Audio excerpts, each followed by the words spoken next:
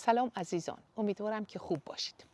سالها پیش، یعنی در واقع حدود 40 سال پیش، ژانویه 1986 وقتی اومدم آلمان، قصد ما این بود که یه مدت کوتاهی اینجا بمونیم، بپریم بریم سفارت آمریکا، اونا هم 2 شماره به ما ویزا بدن، ما هم بریم پیش برادرها و بریم لس آنجلسی و ای بشیم و خلاصه بریم ای ملی و خوشبخت عالم بشیم. بریم در کشور گرما و در کشوری که انگلیسی حرف میزنن که یه ذره از عقده‌های بنده التیام بیابه. عرضم به حضورتون در اون زمان بنده جوان بودم و قبل از اینکه بیام آلمان تقریبا 3-4 سال بود که کلاس زبان میرفتم و اساسی انگلیسی داشتم یاد میگرفتم. خب بناست که اگر بشه بریم آمریکا. خیلی جالبه. و پدرم هم از جوانی و بچگی همه برادر خواهرها رو از کلاس‌های بسیار پایین گذاشته بود کلاس انگلیسی. پدرم با این حال که روستایی بود شدیداً معتقد بود که زبان دنیا انگلیسیه، هر کسی انگلیسی بلد نباشه باخته، و این رو آنچنان کرده در روح و روان و مغز من که من گریزی به صحرای کربلا بزنم. اول قضیه همیشه به بیژن و پگاه میگم روی قبر من ننویسین مادری فداکار و خرت پرت، بنویسین مادری اینجا مرده که آرزو داشت انگلیسی حرف بزنه و حرف نزد. یعنی تا این حد بنده در بند این بودم که انگلیسی یاد بگیرم و خلاصه پدرم هم خیلی ما رو تشویق میکرد و خلاصه میگم تمام برادر خواهرها اهل ترجمه کردن بودن و انگلیسی یاد گرفتن و حرف زدن. تو خونه ما یه جوری بود که به قول معروف I dream in English، حتی رویاهای بنده به انگلیسی بود. الغرض خلاصه گذشت ایام ما کارمون و گذارمون به آلمان افتاد، یعنی بالاخره ویزای آلمانستان رو گرفتیم و اومدیم. در همون اوایل، در همون 1 ماه اول 2-3 بار رفتیم سفارت آمریکا و معلوم شد که بله جانمی جان بهمون ویزا نمیدن و از ما ایرانی زیاد خوششون نمیاد و ما فعلا در آلمانستان باید بمونیم. هیچی، به برادرها زنگ زدیم و گفتیم قضیه اینجوریه و ما فعلا اینجاییم و برادرم هم همشون گفتن که میتونید بمونید، میتونید نمونید، میشه وکیل بگیرین و فلان بیسا. قضیه هم 40 سال پیشه و خلاصه یه چیزایی اون 40 سال پیش خیلی ساده تر از الان بود و ما یه جورایی برادرها یه ذره پول میفرستادن و خودمون هم یه ذره کار میکردیم و موندنی شدیم.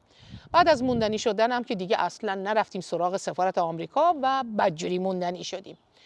در هر صورت من در اون روزهای اولی که تو آلمان بودم به توسط اینکه خونه یه دوستی اومده بودم، این دوستی که از دوران بچگی میشناختم، این خانم عزیز خودش ترک زبانه و بندم که بله، ما از روزی که اومدیم این دوستم با 4-5 تا خانم ترک رفیق و هم پیاله بود، منو به اینا معرفی کرد. دیگه هیچی دیگه، چه جنگ و فنگ جالبی شده بود.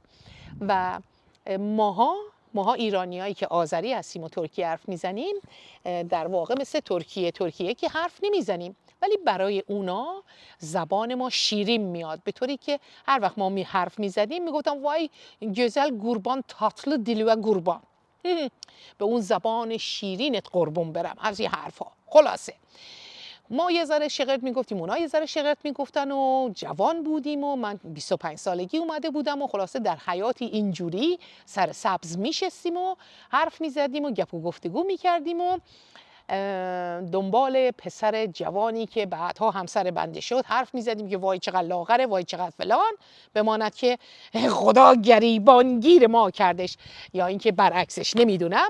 در هر صورت خلاصه ما در همون روزای اول با این خانوما که ترکی حرف میزدیم، یک کدومشون اومد گفتش که پروین میخوای کار کنی و بعد ببینید فرق آدم ها چیه. اون دوستم که ما اومدیم آلمان خونش، ایشون 4 سال بود آلمان بود و در این 4 سال 1 روزم کار نکرده بود که چیه؟ خانمده، یک خانومه و اصلا دل به کار نمیده و مادر پدرش هم اجازه نمیدن که کارهای الکی بکنه و خلاصه از یه خانواده بسیار مثلا چی میگن غیر کارگر اومده و برادرها هر دو در انگلیس دارن دکتر مهندس میشن و ایشون هم که اینجاست. در هر صورت وقتی که من اومدم این دوست من یک روزم کار نکرده بود، هیچ. این خانمای ترک به من گفتن که دوست داری که کار کنی؟ گفتم خب من که آلمانی بلد نیستم، اجازه کار ندارم. گفتن کارت نباشه، بیا سر کوچه، یعنی 10 متر که بریم اون جلو، اینجا یه دونه مغازه هست به نام نیمت که یه آقای ترکی به نام امیجان اینجا رو داره. ما رو باید به این آقای امیجان معرفی کرد. این امیجان یک مرد لاغر عین موش و مهربان، یعنی از قیافش از کلش مهربانی میریخت و یک ذره غمگین، چون دخترش نارسایی کلیه داشت و هر روز صبح تا شب چیز میکردنش، دیالیز میکردن و این خانوم بسیار رنگ و روح رفته داشت و خیلی بیماری عجیب غریب و آزاردهنده و پسرش هم بیکار بیار. الحمدلله، پسر بیکار بیار، دختر دیالیزی و خودش هم خیلی موش و مهربان و یک خانوم با حجاب تمیزی زن ایشون بود، قد کوتاه و بسیار شوخ و شنگ. من رفتم اونجا، اومد به اینا معرفی کرد، گفتش که من دارم میرم ترکیه و به جای من این خانومه میتونه باتون کار کنه. خب ما هم که ترکی بلدیم، اونا هم که بله، خلاصه برای اونا هم فرق نمیکرد که کی براشون کار کنه. منم که الحمدلله به قول این کردا خون شیرین، یه کمی شیرین زبانی فرمودیم و اینا همون دقیقه اول ما رو به قلب و روح و جسم و جانشون بستن و شروع شد. اتفاقا دخترش و پسرش هم اونجا دائم می اومدن میرفتن، کمک نمی کردن ولی می اومدن میرفتن و خب منم جوون بودم، اونا هم همینطور. اتفاقا چاق سلامتی بسیار صمیمانه‌ای هم می‌کردیم.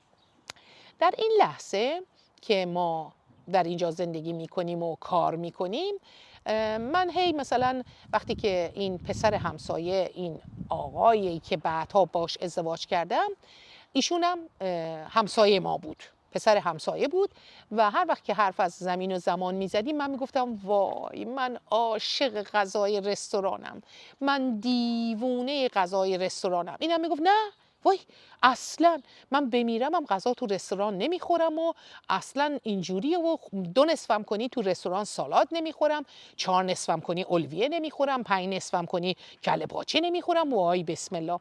خلاصه هر چی میگفت من نمیخورم، منم گفتم نه من برعکس تو عاشق اینم که تو رستوران غذا بخورم. هیچ. گذشت ایام ما اینجا شروع کردیم به کار و بنا شد که بنده از ساعت مثلا 9 تا 1 نصف شب با دست ظرف بشورم. خلاصه به یک ریاست آشپزخونه ما رسیدیم. هنوز نرسیده با آلمان، به ریاست آشپزخونه رسیدیم. اونم این که فکرشو بکنید اون زمانها و این زمانها، بدونی که بخوام یک ملیتی رو بکوبم و البل که شاید هم کوبیدن میشه، با ترکیه یا کار کردن خیلی عجیب غریبه. قومی هستن که شاید مثل ما ایرانی‌ها دوست دارن با کمترین متریال، با کمترین خرج بیشترین نتیجه رو حاصل کنن. در نتیجه اون وقتا هم اصلا مثلا ظرفشویی نداشتن، همه چی با دست صورت میگرفت و من سالها نه روزها به اینا میگفتم امی جان تو رو جان مادرت من دستام مرد، یه دونه ابر بخر که مثل آدمی زادی باشه. اونم گزم آلاجیام دخترم میخرم صبر کن. و روزها داره میگذره و من یه روزی به خودم گفتم داداش میدونی چیه تو دلم، تو نمیخری من از خونه 4 تا ابر میبرم. نه یعنی کار به اینجا میرسید.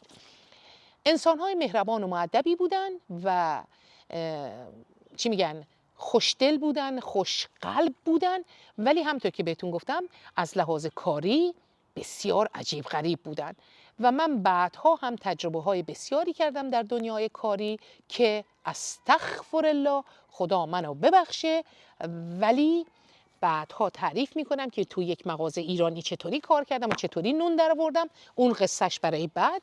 ولی کلا کار کردن برای خارجی‌ها یه مقداری مکافات داره. من ببخشید شاید خیلی دوست ندارن این حرف رو بشنوم ولی میگم چون دارم از آشپزخونه خودم، از خونه خودم باهاتون صحبت میکنم و دارم خالی نمیبندم، دارم از زندگی خودم میگم. من نوکر کار کردم برای آلمانام. چرا؟ چون یک نظم و قاعده و قانونی توشون هست و یک ذره ارزش متریال و اینا هست. یعنی میاد طرف برات یک وسیله خوبی در اختیارت میذاره، ازت هم کار خوب میخواد. نه؟ وقتی که کار خوب میخوای، وسیله خوبم در اختیار طرف میذاری و من قصه ها دارم. حالا بماند. خلاصه این عزیزان که مهربون بودن و ولی برای ما ابر نمیخریدن، این یه قسمتش بود تازه. نه؟ ولی خب ما تا ساعت 1 شب داریم ظرف میشوریم و تازه هم وارد آلمان شدیم. چه همتی، چه جینگ و فنگ جالبی. دیگران تا اومدن میرن دیسکو. اون زمان خیلی هپی بودم، فکر میکردم دارم کار خوبی میکنم.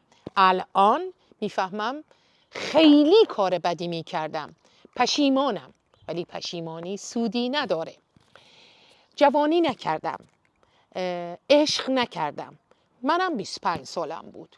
یک جوان 25 ساله که تازه اومده آلمان. میتونستم دوست پسر بگیرم، میتونستم دیسکو برم، میتونستم بار برم، میتونستم برم برقصم، میتونستم برم جینگ و فنگ کنم. و دارم چی کار میکنم؟ به به، از ساعت 8 میزنم میرم تو رستورانه تا ساعت 1 تموم میشم. یک شب با ترس وحشتناک میام تو تاریکی خونه. و بعد چی فکر میکنم؟ جون چه دختر زرنگیم و به زودی از برادرهام پول نخواهم گرفت. چه هنری، هنر جالبی نبود. برادرهام راضی بودن که پول بفرستن و جالب بود که همیشه هم میگفتم پروین اگه 3000 یورو کمتر داری، 3000 مارک اون زمان، سریعتر بگو که ما 3-4 تا برادر یه ذره بیشتر پول بفرستیم. الغرض در یک همچین چیزی که انسان گاهی وقتا به حماقت‌های خودش بعد از 40 سال پی میبره، که البته too late، دیر شده. در هر صورت ما در اونجا که کار میکردیم، اتفاقا این پسر جوانی که بعدها همسر ما شد، این هر چند وقتم هر وقت که خوشش میومد و حوصله داشت میومد و من رو از این 4-5 قدم تاریک همراهی میکرد تا بیایم خونه. و وقتی هم که میومدیم خونه گرفته بودیم که نزدیک هم چسبیده بود به هم. ایشون با من کاری نداشت، من با ایشون اصلا کاری نداشتم، چون خیلی لاغر بود، خیلی کم حرف بود و الان بعضیا میگن وای اینجور نگو، پسر چروکی بود، انقدر لاغر بود که چروک شده بود. در هر صورت منم باش اصلا کاری نداشتم. اسمش هم که حسین بود. وای وای، اسم مذهبی. اینم که بهتون بارها گفتم یه جوری از پدر مونده بود تو کلم، چون هر وقت که میخواست بگه من که اسم بچه‌امو حسن حسین نمیذارم، که ایشونم حسین بود، حسین علیه السلام، که بارها هم بهتون گفتم بعدها خیلی باحال شد، داماداش شدن حسن حسین علی و محمد. خیلی باحال، کیف کرد پدرم از اینکه دائم از اسم مذهبی در میرفت و خلاصه عزیزانش شدن اینجوری. خلاصه ما می اومدیم خونه و ایشون هم ما رو همراهی میکرد و به این ترتیب ما در این مغازه داریم کار میکنیم و هر روز شب این دونری که میموند یک عالم دونر بود. من این دونر رو به من میداد، میگفت میخوای ببری؟ گفتم بله. می آوردم و یک خونه زندگی میکردیم که 5 طبقه بود و در هر طبقه 2 تا آپارتمان بود و در هر آپارتمانی هم 2-3 نفر بودن. یعنی این صابخونه هر طبقه رو یا هر یه طبقه رو به چیز نداده بود، اسمش چیه، یه دونه خونه رو به 1 نفر کرایه نداده بود، به 2-3 تا جوون داده بود. در نتیجه مثل شده بود مثل یه دونه خوابگاه دانشجویی. خیلی جالب بود. من از روزهای اولی که این گوشتا رو این دونرای اضافه رو که میداد بهم می آوردم و هی به این بچه‌های دانشجوی آلمانی، عرب، ترک، هرچی بهشون گفتم بچه‌ها میخواین؟ بله. خلاصه انقدر از اینا آوردم که تا یه روز گفتن دیگه نه بابا نیار، ما به دوستامون هم دادیم و دیگه بسمونه و فلان و بیسار. خلاصه در نتیجه این قسمتش هم که ما تا یه مدتی غذا می آوردیم، دیگه این قسمت هم موند کنار. میخوام یه حادثه رو براتون تعریف کنم که چطوری من از غذا خوردن در رستوران افتادم. من کسی بودم که چون تو زندگی خیلی کم رستوران رفتم، عاشق رستوران بودم و اینجایی هم که کار میکردم در واقع مثل این بیس بود، مثل چی میگن، یه رستوران کوچیکی که هر کسی که یه سوپ و آشی میخواست بخوره یه سر پایی میخورد و میرفت. بعد یک شب ما هر شب که غذاها اضافه میمون، هر چی غذا اضافه میمون، تمام فاصولیه ماسولیه، تمام غذاهای ترکی، برگ دلمه، نمیدونم پاپریکایی که توش پر شده و البلشل، ما همه این غذاها رو تا اونجایی که یخچال اجازه میداد میذاشیم تو یخچال. روزایی بود که خوب فروش نمیرفت و همه چیز تو یخچال جا نمیگرفت. ما اینا رو میکردیم توی یه دونه تشت بزرگ و اینا رو میذاشتیم اینور اونور و یه درم میذاشتیم روش و خارج از یخچال فردا صبحم اینا سرو میشد. و منم این صحنه ها رو میبینم ولی هنوز حالم خراب نشده از رستوران و فکر میکنم که چقدر رستوران رفتن شیکه. منتها بماند که در مغز من رستوران اون چیزایی که تو فیلم های آمریکایی دیدم. واو، از یه طرف یه کسی داره یه پیانوی دلنگ و دلونگ میزنه، از اونجا صدای آبشاری میاد، از اینجا شونکانری داره رد میشه، از اونجا آلندولن داره به یه چشمک میزنه. هیچ در این وادی ها بنده رفتم توی امبیس ترکلی زاده دارم کار میکنم. هیچ.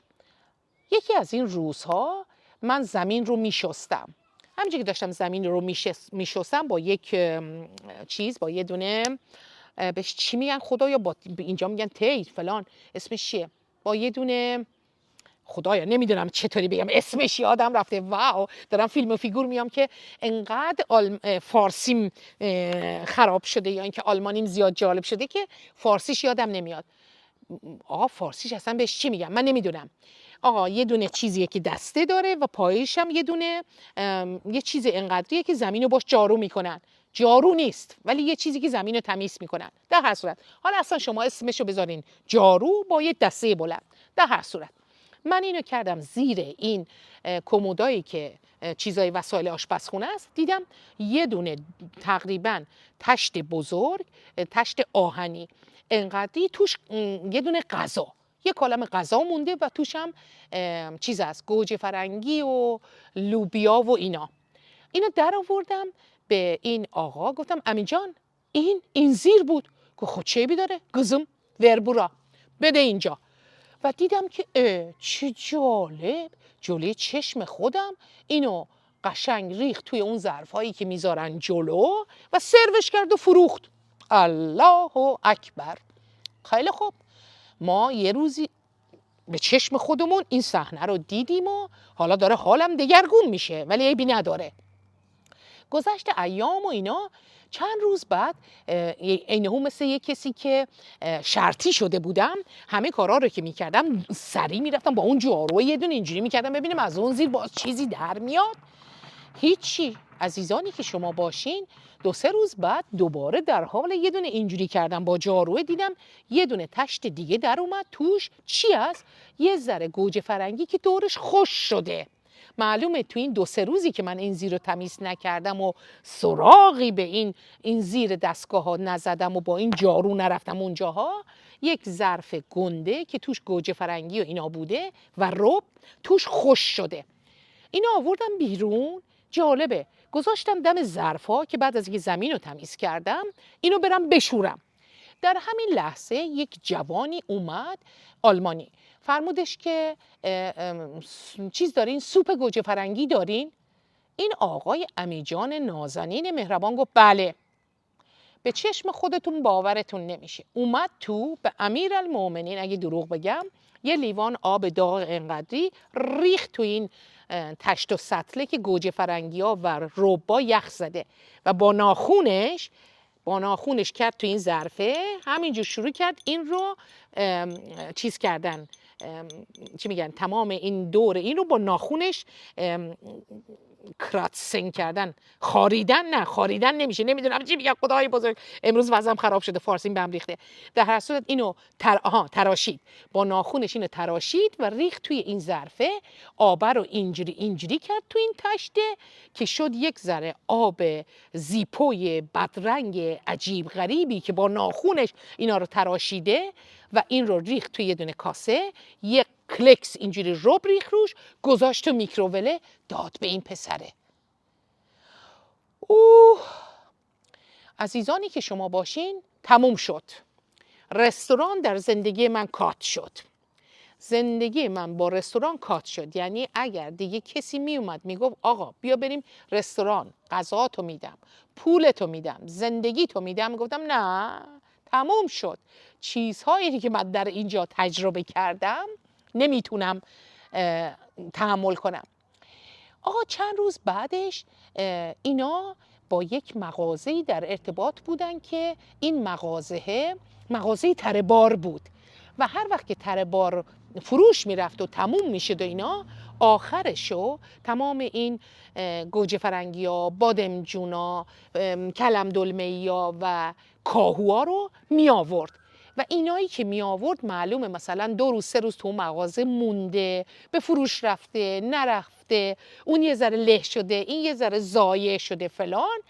وای بسم الله. و اینا رو میارن و این امیجان مهربان که مثل موشه اینا رو ور میداره با همین دستایی که زمین رو پاک کرده، اونجا رو پاک کرده جلوی چشم من، این کاهوها رو بدون اینکه بشوره، بدون اینکه تمیز کنه، روی سکویی که مثلا میگم یه دقیقه پیش سیگارش ریخته بود و اینجوری کرده بود، کاهوها رو اونجا خورد میکنه و کاهوهایی که مثلا تو اون مغازه 3 روزه صدمه دیدن، ضربه دیدن، اینا رو له میبره و در واقع دیده نمیشه که اینا برگش چروک مروک خرت پرت اینا. وای خدای من شاهده چه صحنه هایی میشم در اینجا. خلاصه از هر چی که بگین، یا مثلا بادمجون رو من میدونم که خیلی وقتا دکترام میگن اگر یه بادمجونی، یه میوهی یه قسمتش کپک زد، داداش اینو همشو بندازین دور. خواهشن، بارها شنیدم که دکترها میگن خواهشن به خودتون رحم کنید، این میوه یا این بادمجون یا هر چی فقط اونجاش کپک نزده، این همه جای این مثلا توش میکروب و نمیدونم چه و چه رفته. هیچ، یه قسمت این بادمجون رو تق میزد و جالبه یه ذره از اون قسمت هایی که له لورده شده، یک مقدار از اونجایی که زرده، یک مقدار از اونجایی که نمیدونم ضایع شده، اونم میریزه سرخ میکنه میده به خلایق. منم که خب جوان بودم، جاهل بودم، نمیتونستم بگم امی جان داری چه میکنی قربان، من شاهد این قضایاما. یعنی در واقع دروغ چرا؟ الان که دارم با تو حرف میزنم به خودم میگم مثلا آدم اگر وارد بود و جاهل نبود، میتونستی بری به سازمان بهداشت جهانی خبر بدی داداش بیاین ببینین داره چی کار میکنه. ولی به فکرم نمیرسید. همش فکر میکردم چقدر مهربونن، چقدر نازن، چقدر این آقای هیز نیست، چقدر اون آقای فلان، پسرش چی مهربونه، آی دخترش چی نازه. به این ترتیب انواع اقسام چیزهایی رو میدیدم که دل و رودم از تمام این قضایا به هم خورد. گذشت ایام ما رسیدیم به این همسر، رسیدیم به همسر و با هم ازدواج کردیم و ما همچنان در عقده رستوران‌های شونکان ریم آب موندیم، نه که ما بریم یک رستوران بسیار جینگ و فنگ که احتمالاً هم از اونجا پسر ژیسکاردستن به من یه دونه چشمک بزنه.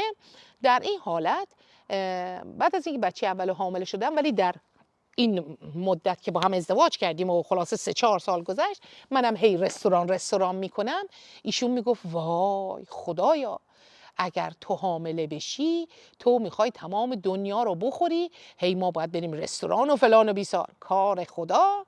ما هم بچه اول رو حامله شدیم و یک جوری شد که از زمین و زمان بدم می اومد و هیچ غذایی نمیخواستم و دیگم تا مدت‌های مدید یک دونه حبه انگور در رستوران نمیخوردم. به طوری که بهتون بگم هنوز که هنوزه تا این سن رسیدم هیچ جایی تو هیچ رستورانی سالاد لب نمیزنم، با این حال که آدم دلشم ضعف میره و بعضی وقتا احساس میکنیم به درد میخوره وای، یا مثلا سالادی که روی میز اون طرفیه میبینید چه شاداب و باحاله، ولی من از یه جایی صدمه و ضربه دیدم در واقع.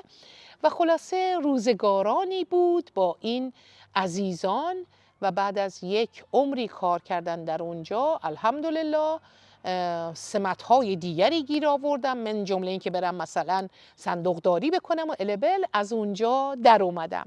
و جالبه که بعد از 40 سال این مغازه 30 تا صاحب عوض کرده ولی همچنان سر اون کوچه اون خونه قدیمی مونده و همچنان پابرجاست، داره دونراشو میفروشه، ولی صاحب‌های دیگری، حالا نمیدونم اینا چقدر تمیزتر و کثیف‌ترن، ولی در اون روزگاران به طور یک شوک عصبی اونجا کار میکردم و از همه بدترش اون وقتی بود که اون ظرف گوجه فرنگی رو با دستش تراشید، ریخت توی اینجوری کرد و با یه دونه قاشق رب کارشو ساخت و شد یه سوپ گوجه فرنگی و داد دست پسر آلمانی، اونم با چامب و چوم ساعت 11-12 خورد و رفت خونه‌شون.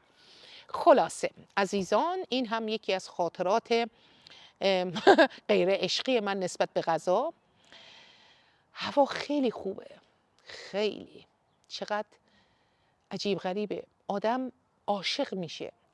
ابرها خیلی زیبان. نمیدونم تا حالا شده حوصله کنید یه جایی بخوابید، حرف نزنید، حتی احتمالا شما الان شاید باورتون نشه که منم بلدم حرف نزنم.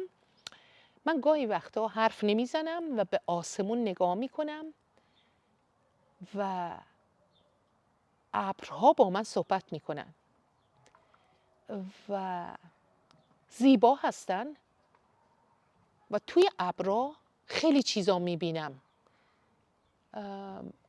شکل ابرها برای من گاهی وقتا شبیه یک آدمن، شبیه یک دوستن، شبیه یک حیوانیان، شبیه یک شیئیان. یعنی از دیدن این ابرها خیلی چیزا برای خودم میسازم و خیلی آرام معتاد این کار کردم. مثلا بعضی وقتا با دوستامون نگاه میکنیم یا تو میبینی من الان اونجا یه دونه هاپو میبینم، اون میگه نه من این ورش مثلا چه میدونم یه خرچنگ میبینم. خلاصه باحاله. چی میگن، روانشناسی ابرها رو میکنم. و یک عزیزی یک روزی که در بوشهر زندگی میکنه به من گفت پروین، هر وقت به ابرها نگاه کردی اینو بدون که من تو ابرام، من دارم به تو نگاه میکنم. خیلی جالبه نه؟ و الان سالیان ساله این انسان رو ندیدم و باهاشم حرف نزدم، ولی این کلامش در مغزمه. هر وقت به ابرها نگاه کردی من تو ابرام نگات میکنم. چه چیزایی. در هر صورت عزیزان، امیدوارم که شاد و تندرست باشید و کامنت یادتون نره. خیلی با کمال ملینا رو میخونم و جواب میدم و لایک و سابسکرایب هم همینطور عزیزان. و منو یک کمی حمایت کنید، بد نیست. به عزیزانتونم توصیه کنید لطفاً و انقدر دوستتون دارم و میبوسمتون.